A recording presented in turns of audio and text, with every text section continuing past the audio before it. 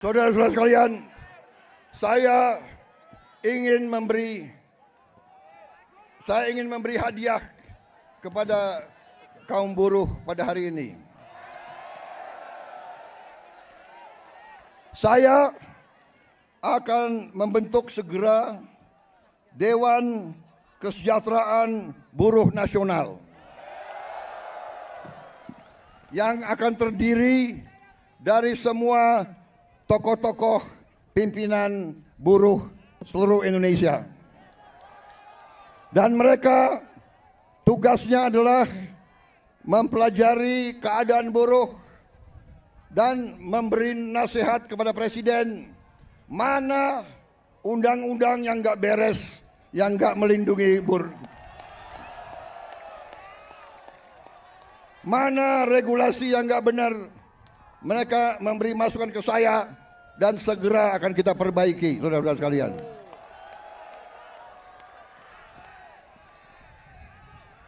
Saudara-saudara sekalian, kita juga atas saran dari pimpinan buruh, atas saran dari Pak Said Iqbal dan Pak Jumbur, kita akan segera membentuk Satuan Tugas PHK.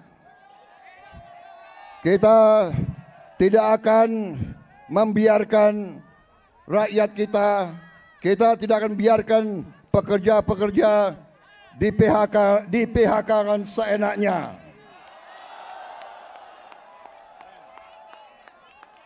Bila perlu tidak ragu-ragu kita, negara akan turun tangan, saudara-saudara sekalian.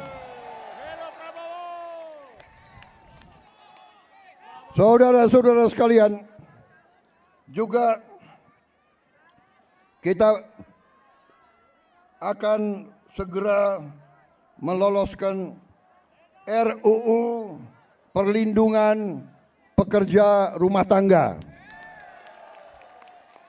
Wakil Ketua DPR yang hadir, Pak Dasko, Pak Sufmi melapor ke saya, minggu depan RUU ini segera akan mulai dibahas.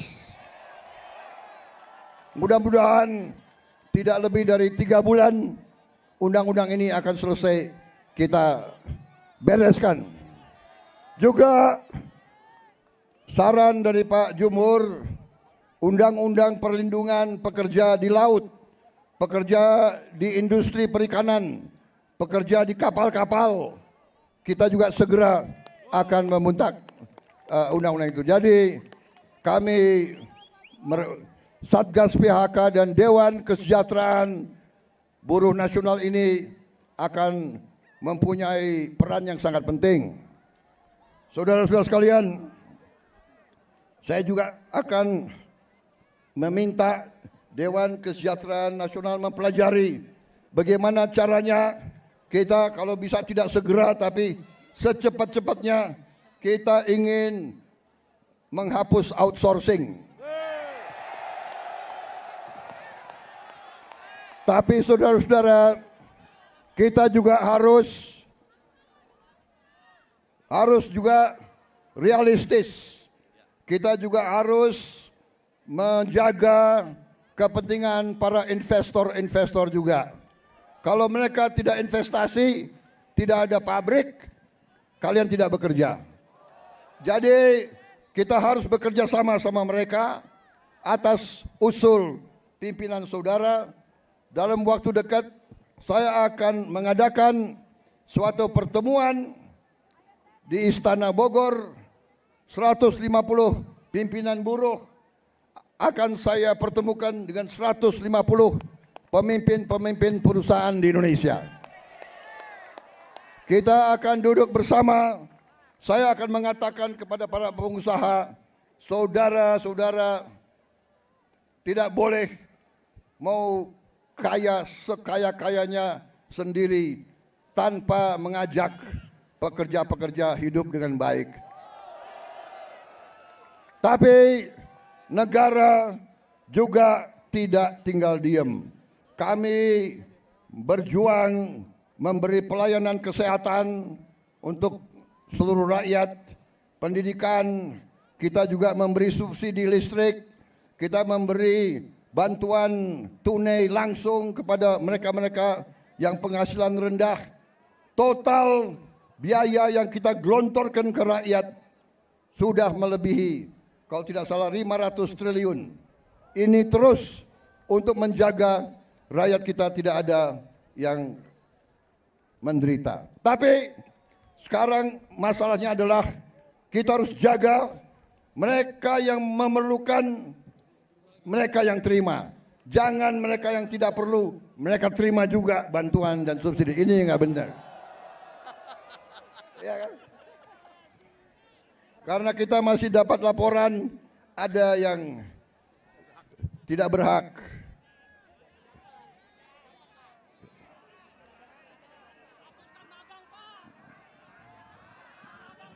Saudara-saudara sekalian,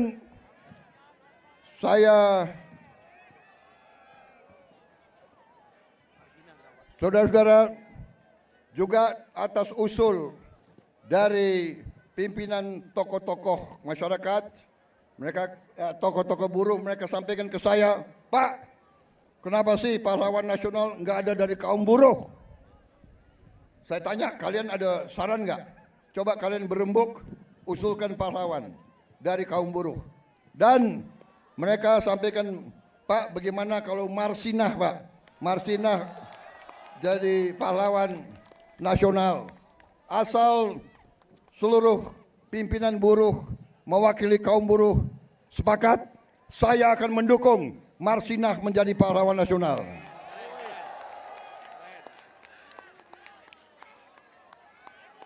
Cukup?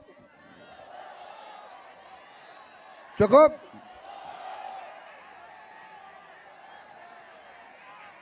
Cukup? Suara gue serak nih. Gue minum kopi ya. Minum kopi. Boleh gue minum kopi ya?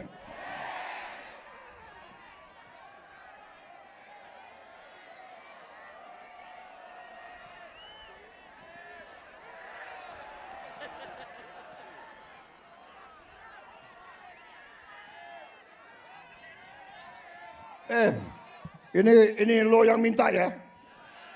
Gue kalau minum kopi gue bisa pidato 3 jam loh.